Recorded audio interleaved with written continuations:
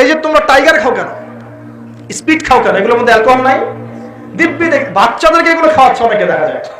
আপনারা কি পাগল হয়ে গেছেন নাকি? এগুলোর মধ্যে এমন ক্ষতিকর উপাদান আছে যেগুলো দিয়ে মানুষের কিডনি ড্যামেজ হয়ে যায়।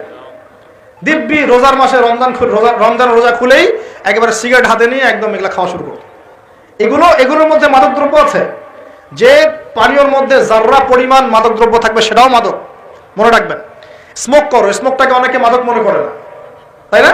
স্মোকিংটাকে অনেকে মাদক মনে করে না, মনে করে মাকরু মনে হয়। মাকরু মানে কি? মাকরু মানে কি ভালো? মাকরু মানে কি? মাকরু মানে কি? কোরআনে সূরা বানু ইসরাঈল খুলে দেখেন, বড় বড় কিছু পাপের কথা মেনশন করে আল্লাহ পাক বলছেন এই পাপগুলো ছেড়ে দাও, এই পাপগুলো আল্লাহর কাছে মাকরুহা, এই পাপগুলো আল্লাহর কাছে অপছন্দের পাপ। এটা কি মাকরু মানে কি জায়েজ করে নেওয়া? সিগারেট খাওয়া বন্ধ করেন, ওয়াদা করেন আমার সাথে যে আজকে থেকে কোনদিন সিগারেটে হাত দিবেন ইনশাআল্লাহ। কোনো প্রকার এইসব টাইগার মাইগার স্পিড খাবেন না, এসব ভালো জিনিস না। ভালো কিছু খান না, ভালো কিছু খান। আর অনেকে দেখা যায় যে জর্দা খাওয়া শুরু করেছে। কেন? এটা কি সুন্নত নাকি? কি দরকার আছে ভাই?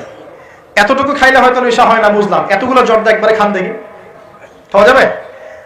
খামরের মূলনীতি কি? যার বেশি খেলে নেশা হয় তার অল্প খাওয়া হারাম।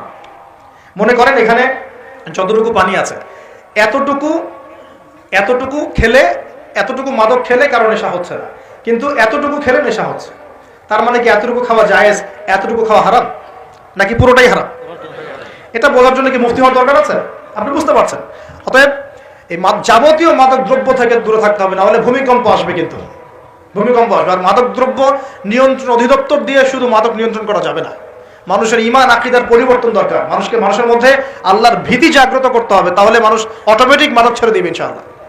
আমরা কি যুবক ভাইদের কাছে ওয়াদা নিতে পারি ইনশাআল্লাহ তাআলা জীবনেও কোনোদিন মাদক খাবো না, জীবনে কোনোদিনও মাদকের ধার কাছে যাবো না ইনশাআল্লাহ? আল্লাহ পাক সাক্ষী থাকুন, আল্লাহ কবুল করুন, আমিন। প্রিয় ভাইয়েরা, এটা নবীজি বলছেন লা ইয়াশরাবান্নান নাস মিন হাযিহিল উম্মতি খামরুন, আমার উম্মতের কিছু মানুষ খামর মাদক পান করবে, ওয়া ইউসাম্মুনহা বিগায়রি ইসমিহা, এর নাম রাখবে ভিন্ন, অন্য নামে ডাকবে, মাদক বলে ডাকবে না। আর কি করবে? ইউযাফু আলা রুউসিহিমুল মাআজিফ, মাআজিফ মানে হচ্ছে বাদ্যযন্ত্র। মাআজিফ মানে কি? বাদ্যযন্ত্র। এখন বলেন তো মাথার কাছে বাদ্যযন্ত্র থাকবে মানে কি? কি বুঝলেন? কে বলেছে? এয়ারফোন, ব্লুটুথ, এই যে আপনি যে মাথায় কানে দিয়ে রাখছেন, মাথায় আছে না? দেখেন নবী সাল্লাল্লাহু আলাইহি ওয়াসাল্লাম কতদিন আগে, 1400 বছর আগে এই হাদিস বলে গেছেন যে ওই সময় আমার উম্মতের একটা অংশ এরকম করে হেডফোন দিয়ে মাথা দিয়ে গান শুনবে, কানের ভিতরে গান মিউজিক চলবে, চলছে না? ওয়াল মুগান্নিয়াত, এবং তারা গায়িকা নায়িকা নর্তকী নাচাবে, নাচায় না মানুষ? শহরগুলোতে গিয়ে দেখেন খালি গায়িকা নর্তকীর, শহরে যাওয়া লাগে, ফেসবুক ইউটিউব ঢুকলেই তো দেখা যায় সবখানেই নাচতে আছে আর কি।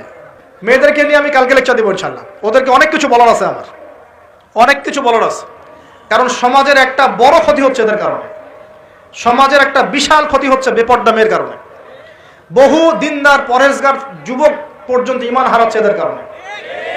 আর বাসায় তো এদের বাপ নাই মনে হয়, বাপ নাই, ভাই নাই, স্বামী নাই, কেউই নাই, এদেরকে বোঝানোর কেউ নাই।